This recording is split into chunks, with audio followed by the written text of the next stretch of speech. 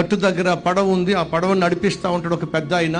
ఈ పండితుడు ఆ పడవలో కూర్చున్నాడు.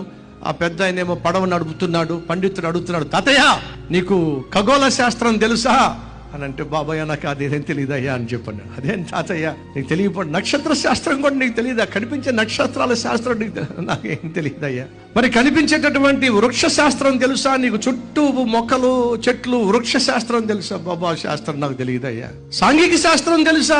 తెలియదయ్యా. రాజకీయ శాస్త్రం, బాబు నీవు చెప్పే శాస్త్రాలు నాకేమీ తెలియవు నాయన. ఈ లోపల ఆ పడవకి చిన్న రంధ్రం పడి నీళ్ళు లోపలికి వచ్చేస్తున్నాయి. లోపలికి వచ్చేస్తూ ఉంటే అది చూసిన తాతయ్య అంటున్నాడు, బాబు నీకు చాలా శాస్త్రాలు, చాలా చదివాను తాతయ్య, పిహెచ్డీలు చాలా శాస్త్రాలు నాకు తెలుసు తాతయ్య. సరే బాబు నీకు చాలా శాస్త్రాలు తెలుసు కానీ ఈత శాస్త్రం తెలుసా నీకు అని అడిగాడు. ఏం తాతయ్య? అదే బాబు ఈత శాస్త్రం తెలుసా నీకు? ఇప్పుడు ఆ